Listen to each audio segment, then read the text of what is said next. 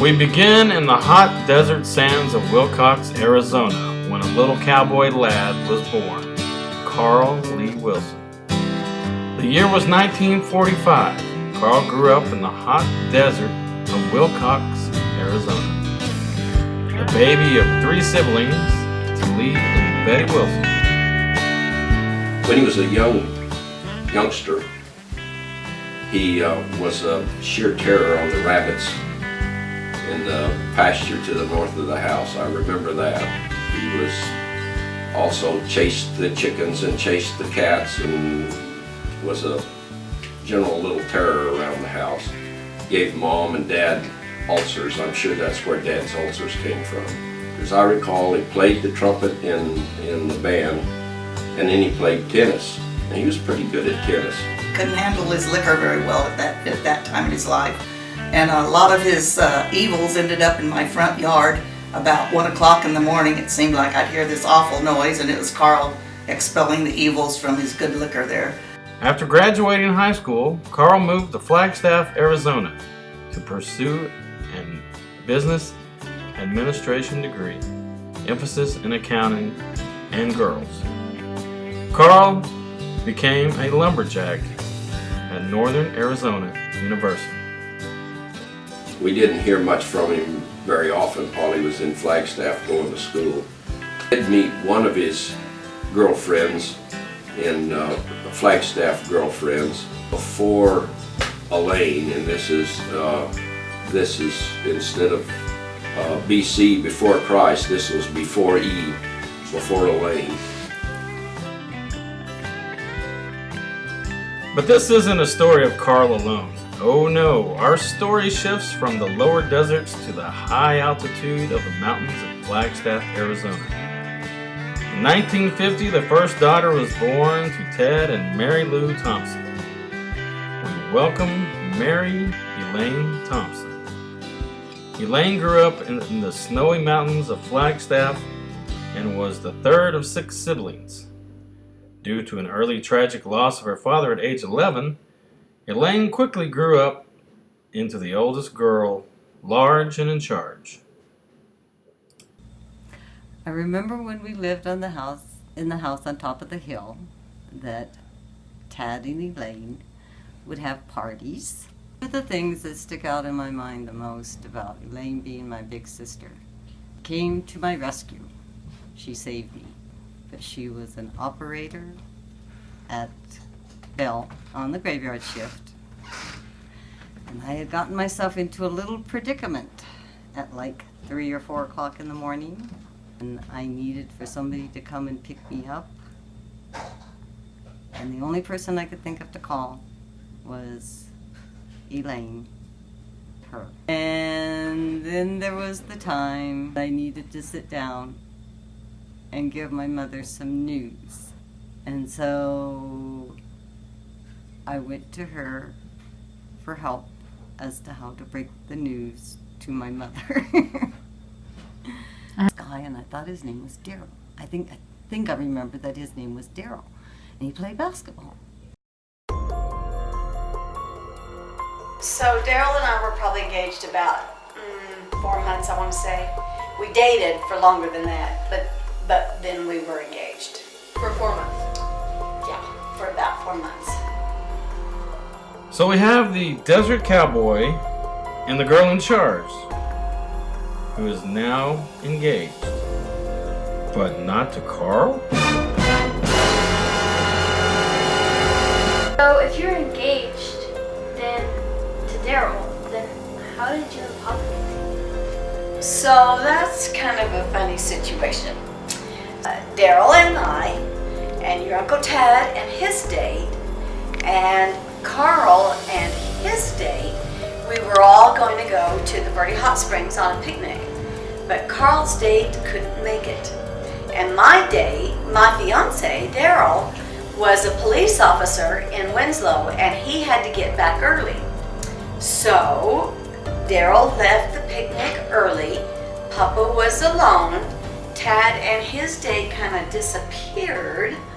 And so that left just Papa and I to sit and visit and whatnot. And I guess just magic happened. I don't want this. It's centrifugal motion. It's perpetual bliss. I had on a really special necklace, and while we were visiting, I thought I felt something on me anyway. I went like this, and I broke my necklace, and I lost it in the water. Well, about 4 days later, Papa said, why don't I give you a ride to work? But I said, okay, that'd be nice and everything. So we pull up to the telephone company where I was working as an operator, and we start to get out, and he said, wait a minute, I have a gift for you. And he had bought me a replacement praying hands necklace. And that kind of was the beginning of the end. So like any good romance or soap opera, we have the quiet cowboy, in charge Elaine, broken engagement. It took 2 people to break up this relationship. Yeah, you and that girl from the copy place, which yesterday you took full responsibility for. I called Daryl and told him I needed to talk with him and, double checked about his schedule. And Papa drove me to Winslow, and I went in and I visited with Daryl, and I just explained to them that I was, just really, really sorry, but I had fallen in love with someone else, and it just wasn't right to marry. And he understood, and he was very nice, and he's been a good friend. Well now folks, we have ourselves a love story. And so it began. Carl finishes college, graduating from NAU May 1969. Lee and Betty come for the graduation and meet Elaine, Mary Lou, and the family. So I wasn't really nervous about meeting them. My family decided to invite his family for a celebration dinner because they were coming a long ways from Wilcox to Flagstaff for his graduation. Lee and Betty were just the sweetest people in the world, and it was a good evening.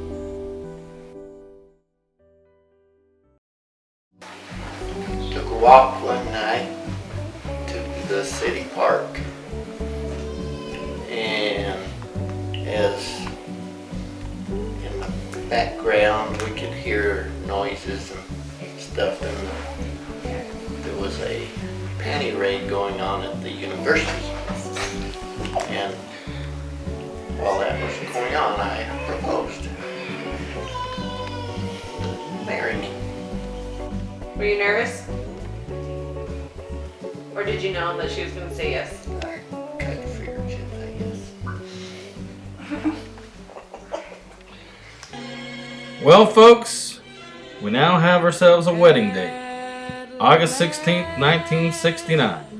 It seems this desert cowboy has lassoed himself a feisty, beautiful Mustang. Papa, what was your favorite memory of the wedding? Do you remember the wedding? It was when she said I did. Why? Come on, you can do better than that. Why? Yeah, why? Why was that the best part? Because she would be with me forever. Alright. Mimi, who walked you down the aisle and tell us about that date?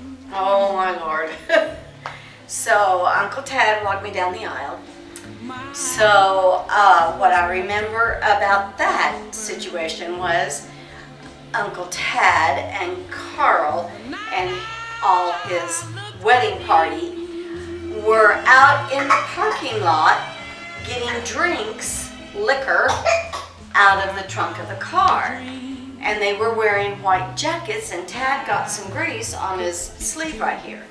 So when we walked down the aisle, I had to have my hand way up here on Uncle Tad's arm to cover up the grease stain that he had gotten. I remember that.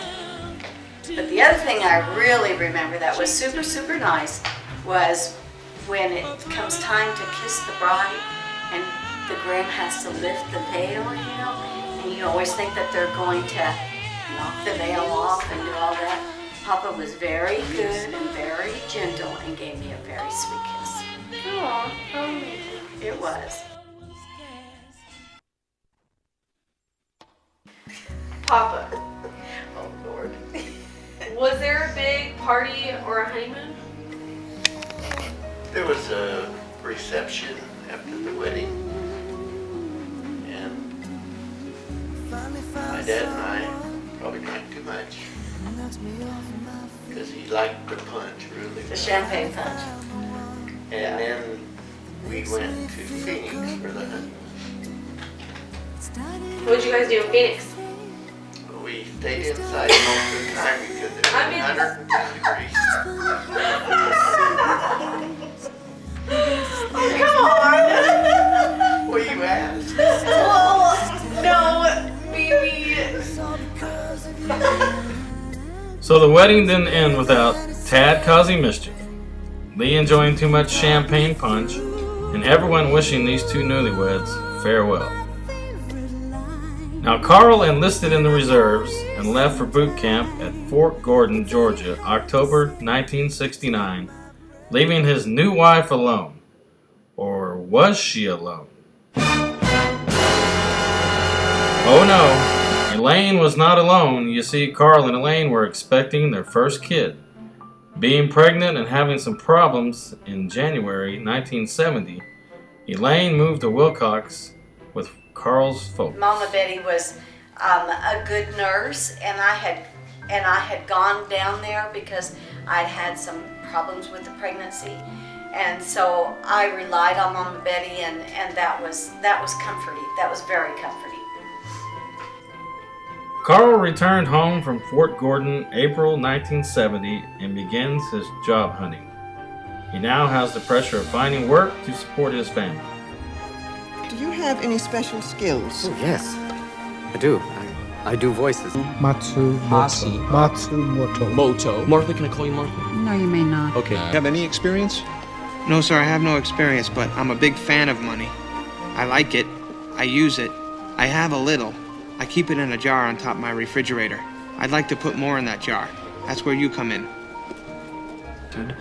Not a workhorse. I also get headaches from computers, so I can't be around them for too long. Looking for a Clydesdale, I'm probably not your man. We're slow learners, and we're not particularly good listeners. That'll be a huge problem. We're also slow learners. What's your policy on Columbus Day? We work. Really? Congratulations. You got yourself a job. Carl gets employed by Valley National Bank of Flagstaff. Yep, the Wilsons are headed back up through the mountains. May 3rd, 1970, Roderick Lee Wilson is born, and Carl and Elaine have their first child. I went into labor. I was in labor for a long, long time. My doctor at that time had also been our family doctor.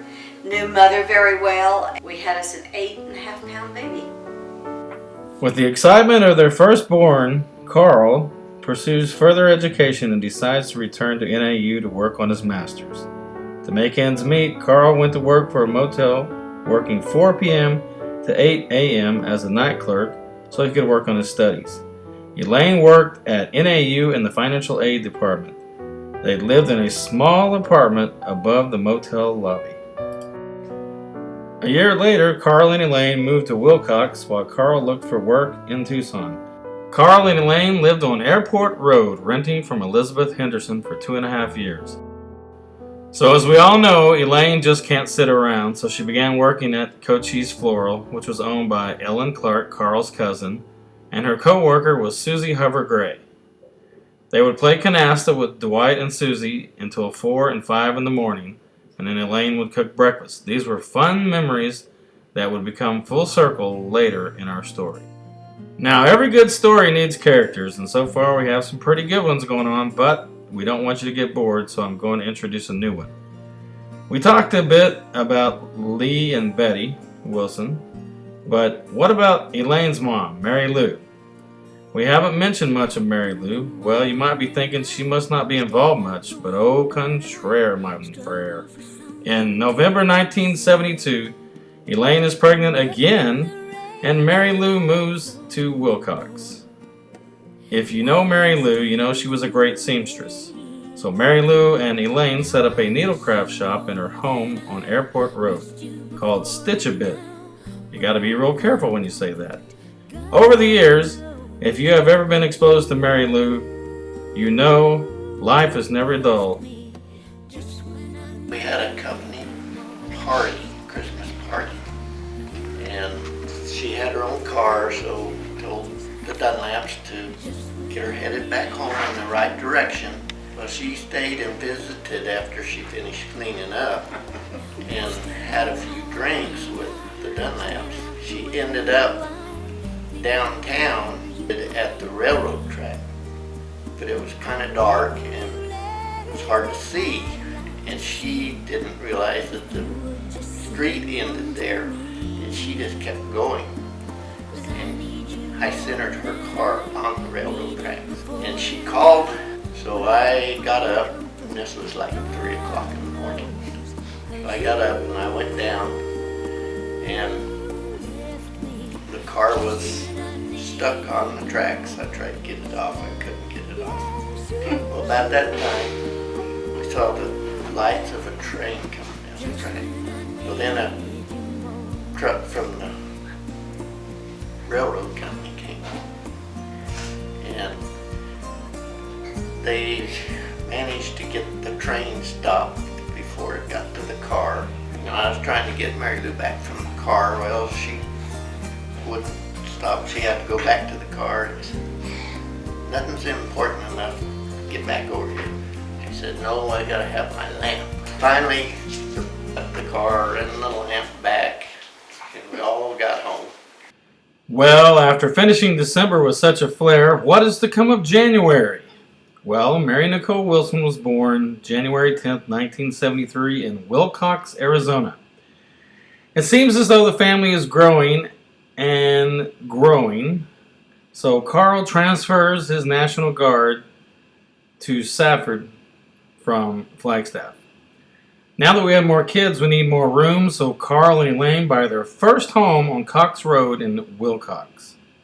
Carl is still working for the bank, and Elaine takes work with the Harmon Clinic. Elaine has her first of a few back surgeries. While Elaine is recovering from her back surgery in the hospital, she gets a special visitor. Yes, you all know his name by now, and that's what makes this a fun story. So who is it, you ask? Carl had come by that morning to see me on his way to work, and we're just sitting there, and here walks this highway patrolman. He's got the helmet on, he's got the pads, he's got all the leather from the motorcycle, and he says, I'm looking for Carl Wilson. And I thought, oh crap, what has Carl done? Well, I'm in the hospital. What has he done? What kind of ticket is he gonna get? And Carl says, well, I'm Carl Wilson. And Daryl says, sir, would you stand up? And so Carl stood up, and Daryl says, it's so good to see you. And he shook his hand. We thought, well, what the heck? And about that time, then he took his helmet off that had the full face black protective mask and everything. Anyway, he took it off, and it was Daryl. We had the best little visit. Oh my, Daryl. Poor Daryl. Daryl, who had his heart crushed at a young age. Oh, Elaine. My. Lions Club. Parties. Junior Women's Club, Little Missy pageant. Nicole and saying what? John Henry in spray paint. Our first fiberglass buggy that we bought it in Phoenix and Henry and Kathy's until we could get up there and get it. And in the meantime, John Henry got a can of spray paint, and he was practicing to be a body man and spray paint. That was our first one. No, the first one was kind of purple. Oh, that's right. Was Barbie. The green one was our second fiberglass buggy. It looked like a frog. Yeah. Okay, Parmalee's. Good job for a couple years. Salt River. Oh my goodness. Memorial Weekend, Salt Rivers, few years, tubing, party. Lots of buggy trips up the Heel River, back and forth across the river. Lots of fun. San Francisco River. Oof. Now there's lots and lots of memories there. Years and years and years of memories there. Every Memorial weekend or 4th of July weekend. Grants? The about Grants? Pretty mountain range that we went to. Halloween parties. What about them? Oh my gosh.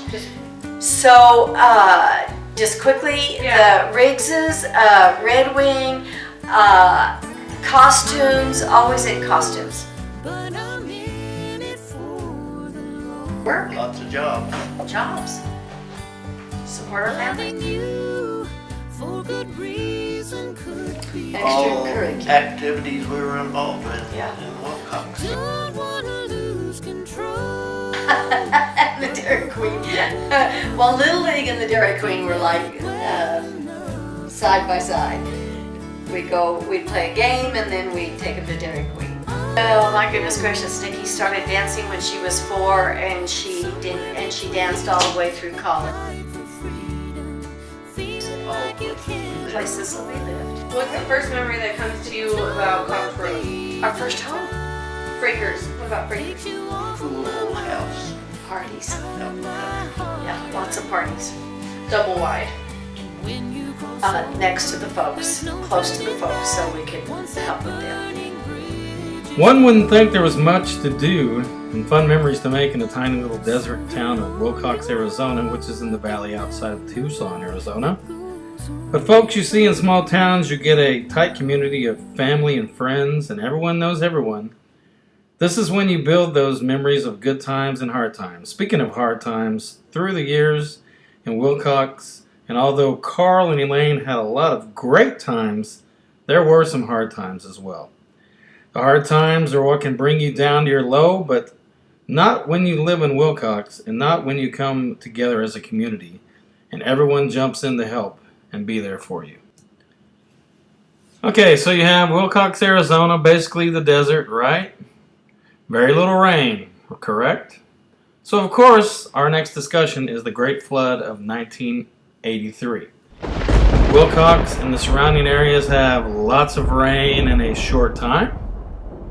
The dam doesn't work, and here comes the flood. And he called us to say that the flood was coming our way and we needed to get to the folks. So we rushed around, went over, and started picking up everything we could, putting it up on blocks, and gathering up stuff and piling it on the bed so nothing would get wet, and then we had to gather up the folks and get them moved over to our house, which was just across the yard from them.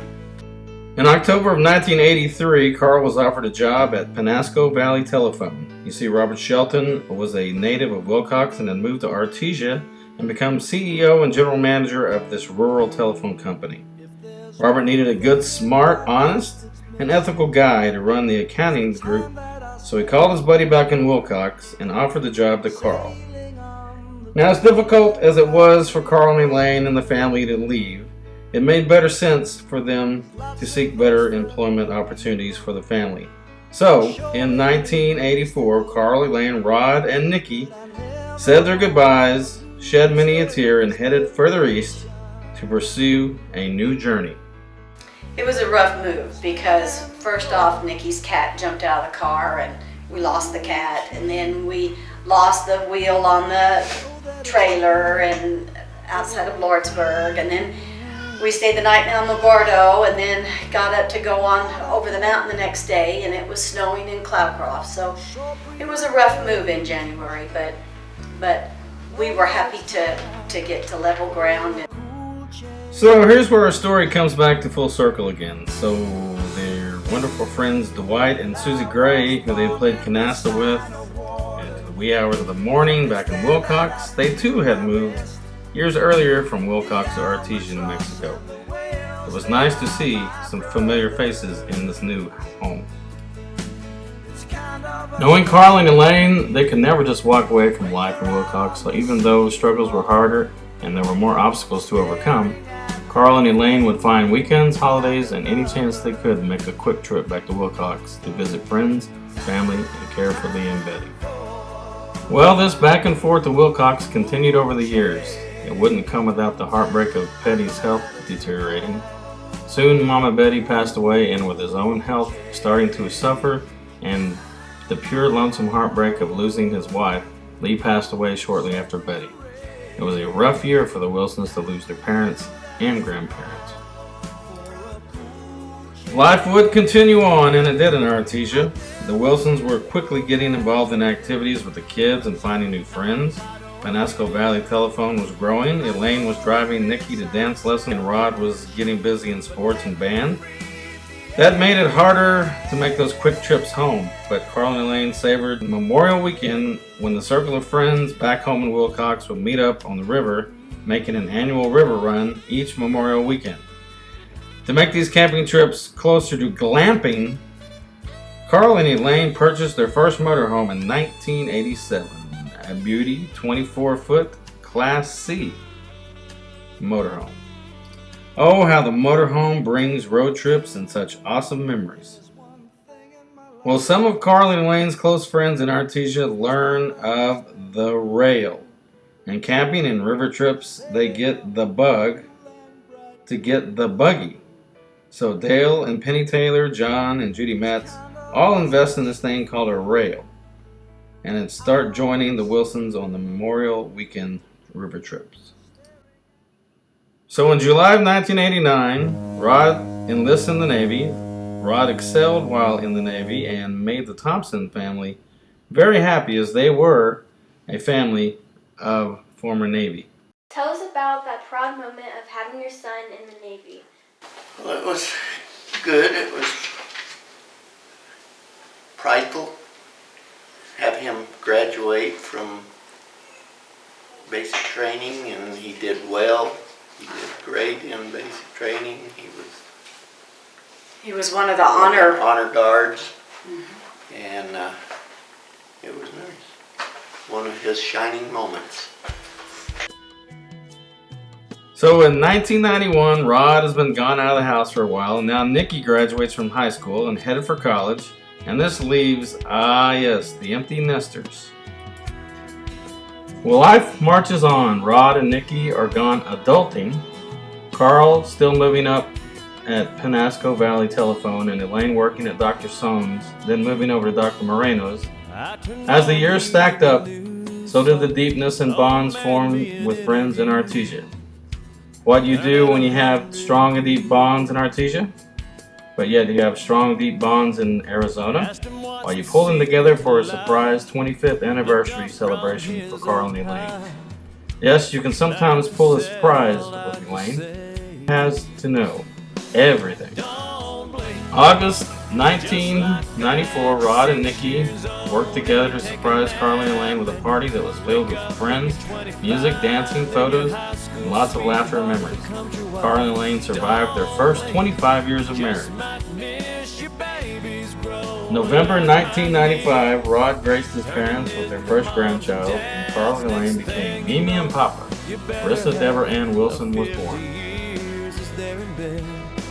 While Carissa is getting way too spoiled, along comes Xanamali Unrue, born January 2006. Well, here lies the problem. Carl and Elaine have 2 grandkids, but having a hard time finding enough time to travel and be with them. So, as we have learned thus far in this marriage, the 2 have to fix problems.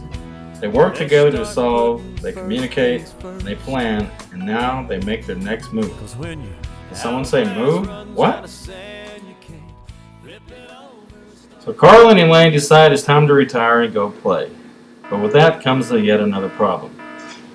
Where are they going to retire? I mean, you have a desert rat from Wilcox, Arizona who does not care for the cold.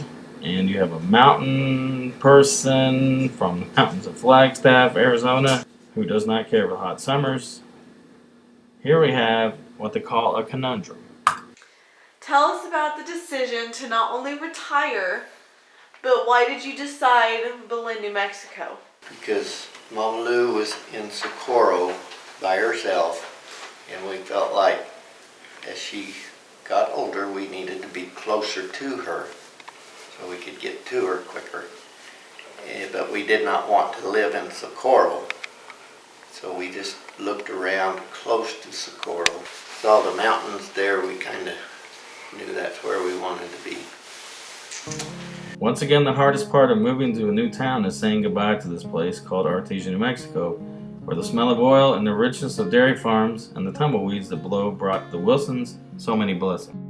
We got to travel a lot and we had lots of fun. They were good people, and they were good to me, and they respected me, and I respected them. Were you a sorority girl? I was a sorority girl, Xanabug, and I think all of those things just talk about our commitment to community and service. Had lots of good friends. And good times. And good times, yep, and good times. They start their quest of planning and working on their home built while they start winding down their workload.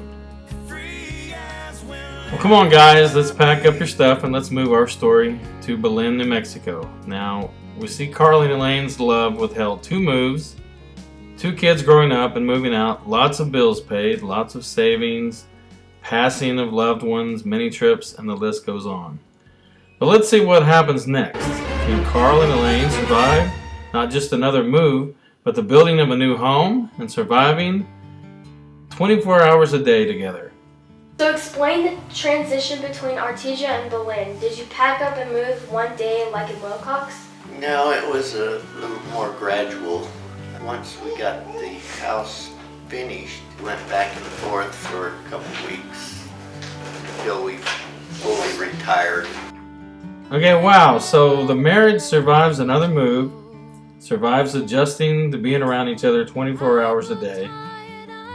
Now let's kick this story up a little bit. The really challenging thing is on their way.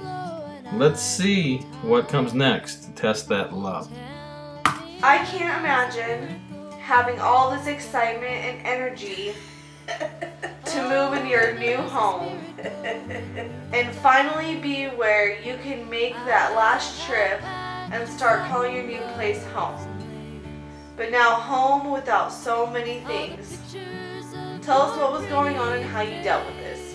Figured out that we were gone days at a time, and they helped themselves to, they kicked in the door of the house and they took my flatbed trailer and just loaded it up. Took the trailer and all our stuff. And like Xana said, Never saw it again. no, like Xana said that when we talked to her on the phone, she found out about it. She said, Mimi, Papa, it's just not right. It's just not right. They didn't even work one day for it. That's kind of how we felt. Papa, the second time the thieves broke into your house, what were you most upset about? They took my ice cream. And your tequila.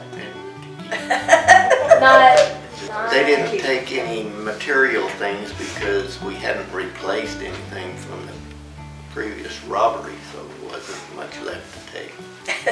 So they took ice cream and my tequila. Well, good weather only lasts so long and you gotta have a storm. Okay, let's throw another curveball their way. It's a hot afternoon. Carl and Elaine are busy with chores around the house. Elaine is inside, Carl is outside. They're packing up and preparing for a trip. You see, little Xana is about to start her first day of kindergarten. Yes, one of those great life events. And how perfect to be retired now, so they were able to pack up and go surprise the Unrues with being there for this big moment. And being there to hold and console Nikki and Brent as they weep the rest of the day. Elaine calls Nikki the night before, at least to warn her of this surprise trip. But hold on, before she gets the phone call. What happened when the rattlesnake bit you? What did it feel like? Did your heart start to race? Did Mimi pass out when you told her? Tell us about it. Well, it stung when he first bit me. It stung a little bit. And I uttered a few choice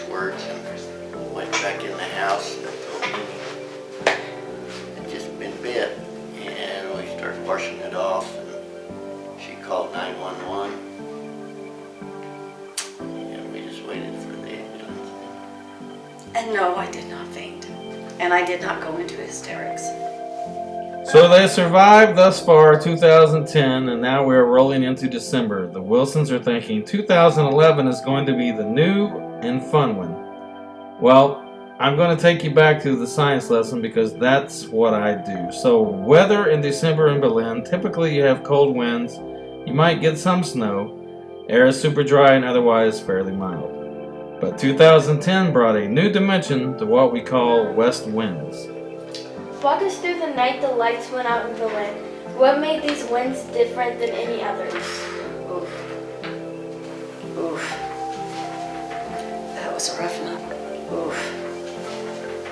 That was a rough night. Oof. That was a rough night.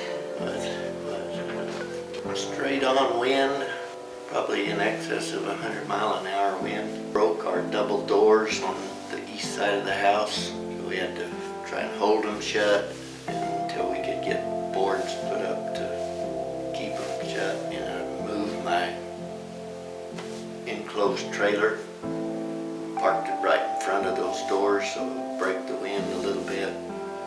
But it ended up taking off the porch, the back porch, just lifted it up.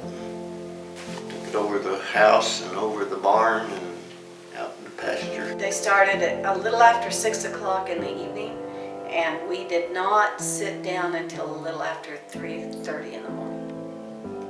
And we spent most of that time trying to hold that door closed. He went out once to shut off the gas. When we heard the back porch come off, it ripped the gas line. And so he went out in the winds to shut that off, and then came back in. And then we tried to figure out what we could do to try to block that east wind. And then he ended up getting hurt. His leg got hurt, and we spent 3 months going to the wound clinic in Albuquerque trying to get that wound healed. Well, crap, when are we going to get back to the fun stories and good things going on? I mean, sounds like a made-up soap opera or something. The Wilsons move out of 2010 into 2011. It was time to change this bad voodoo poor Caroline had going on. Did they go have their palms read to determine if good was to come?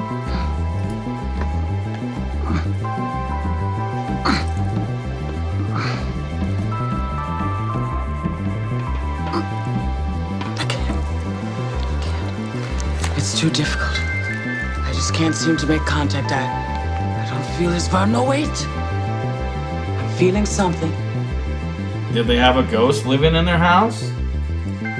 Well, friends pulled together and said enough is enough, and in New Mexico there's a tradition called zozobra. That's where you build a bonfire to get rid of the bad spirits. So Carl and Elaine's friends held a zozobra. Okay, with all the bad voodoo gone, now let's get back to love. Well, Carl gets a part-time job at Napa. Elaine becomes a church lady involved at the First United Methodist Church. And they're constantly working on upcoming trips with friends, family, and visits to be part of Xana and Carissa's world. So as we come to the close of 50 years of Carl and Elaine's marriage, we leave you with a few words from the wise. And as Carl and Elaine would always say, life is not about the amount of breath you take, but about the moments that take your breath away.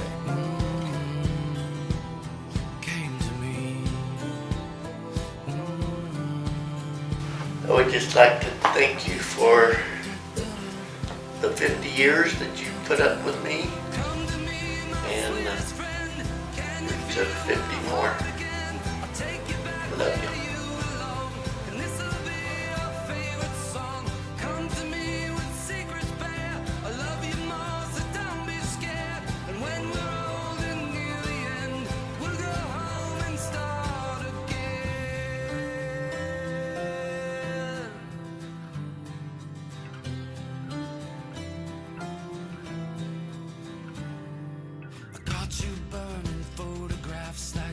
Save you from your past. History is like gravity, it holds you down away from me. You and me, we both got sins, and I don't care about where you've been. Don't be sad and don't explain, this is where we start again.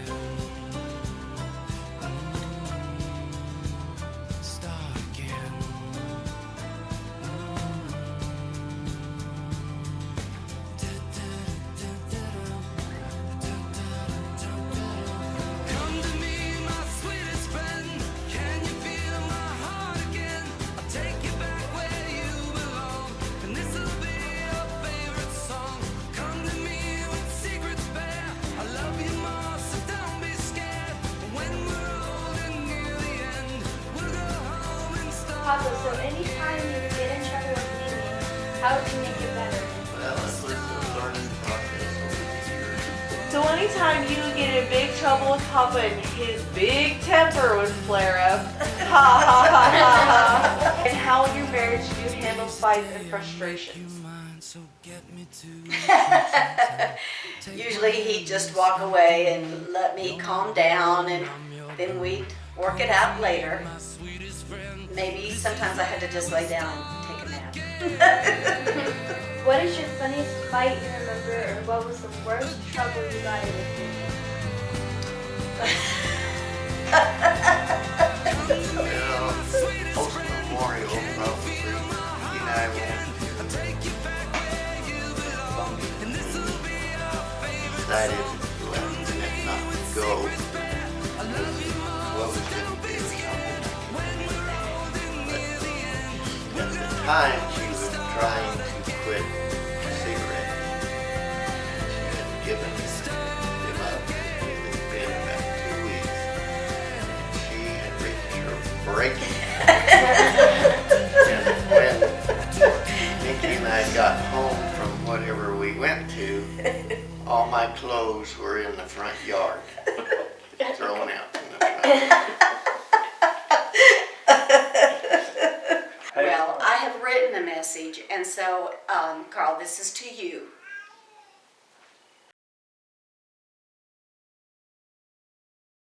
So, So, we understand you were engaged to Daryl. Tell us about that. I was engaged to Daryl. Wow. Okay. When? Yes, you are. So, I had on a really special necklace.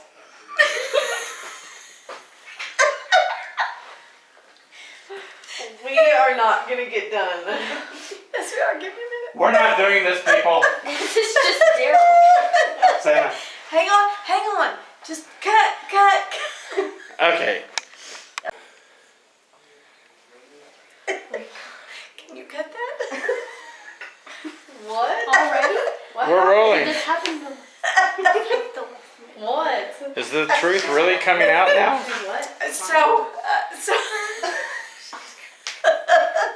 So, what? Okay, you're gonna cut all this, right?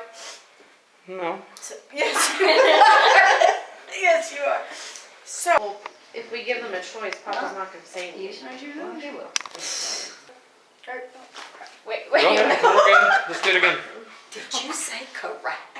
I said crap, yes. What were your colors? And who was No, that? we Do didn't you have any colors at our wedding.